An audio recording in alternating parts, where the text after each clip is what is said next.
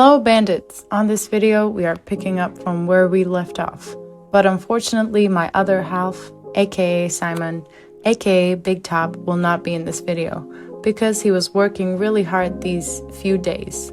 But I promise he'll make his grand return. After the spice farm tour, our guide recommended that we end the day in Prison Island.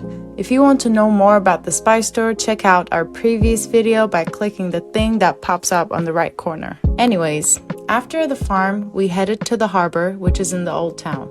You can take little boats or dhows from the beach next to the ferries. I'm not sure how much the ride would be since ours was included in the tour, but I'm sure you can negotiate with the people there. Still, it is also good to ask your hotel or your house owner since it is a very touristic area and they might overcharge you. And this is generally true for other things in Zanzibar like taxis and excursions.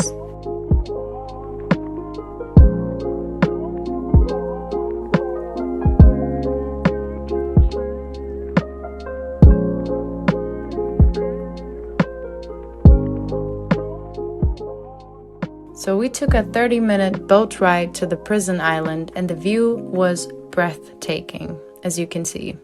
And it made me feel like a pirate. The reason it is called Prison Island is because after 1860s, the island was first used as a prison to keep rebellious slave workers before sending them to the markets by the first Sultan, Majid bin Said. In 1891, when the British took over the island, they also wanted to use this place as a prison. But at the time, yellow fever took over West Africa, and they had to turn the prison building into a hospital. During this period, the island was known as the Quarantine Island.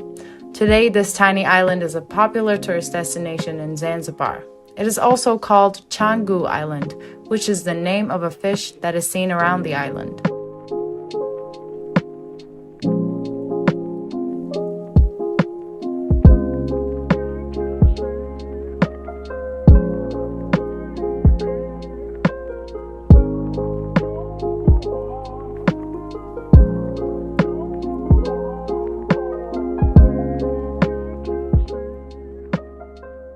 Once you get to the shore, the road leads you to where the giant turtles are.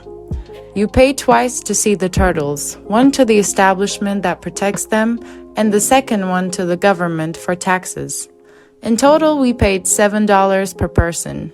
After you pay, they give you some lettuce so that you can feed the turtles.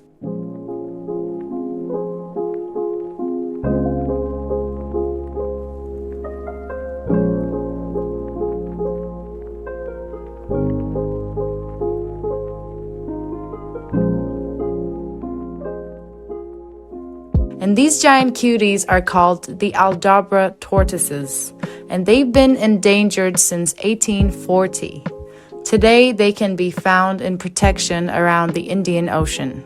There were maybe 80 tortoises from what I saw, and it was so much fun feeding them, though we were told that they might bite, so be careful either way. Additionally, they are very old, and you can see their ages written on their shells. The oldest one I spotted was 135 years old.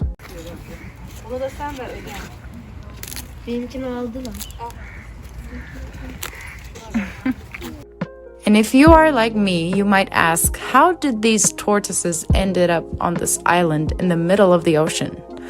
Turns out they were sent as a gift from the British governor of Seychelles at the time.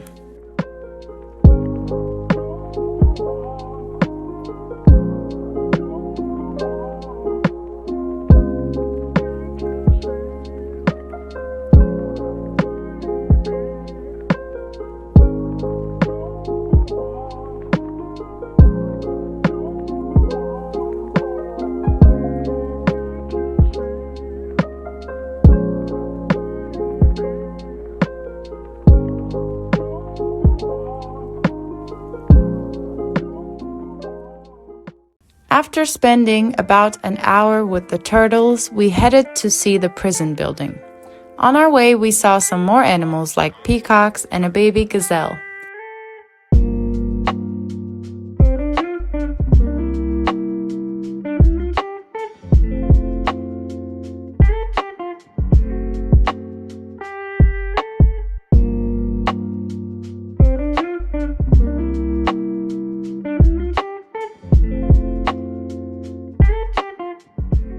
In the entrance of the prison, there's a big tamarind tree, and if you look closely, you might see a bunch of peacocks chilling on it.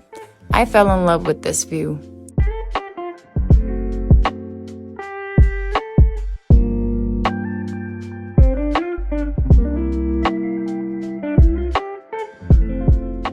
There isn't anything to do inside the building except a small cafe, but the actual gem is the view from the balcony. There were a lot of tourists here who were taking IG pictures, so if that's what you're into, this is definitely the place for you.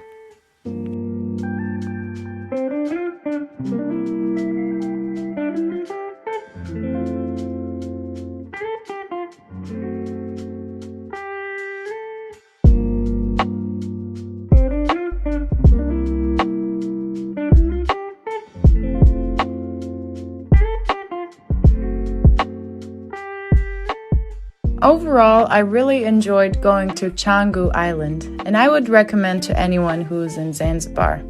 I think it is worth the ride and the cost. You can spend an afternoon here or even a whole day if you want to spend time at the little beach on the island. Around sundown, we rowed back on our boat and drove back home.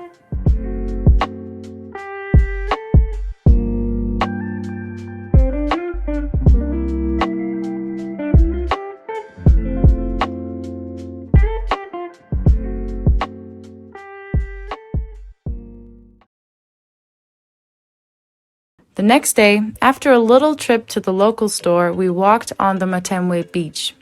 You can find little businesses here that offer excursions like boat rides or water sports. You can also find places that offer massages, braids, and henna tattoos. My mom got a massage and got her hair braided since she has very curly hair and she didn't want to worry about styling her hair during the trip.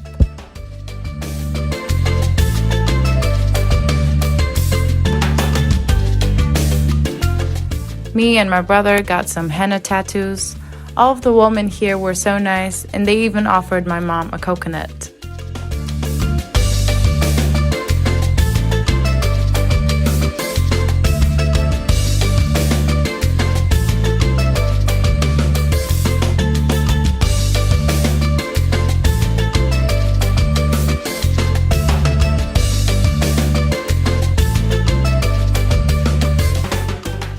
In the evening, we went to a live music show in a bougie hotel nearby, since there isn't much one can do in Matemwe except going to the hotels. The environment was really nice, and of course, it was full of tourists. The music was incredible, and the food was also equally good.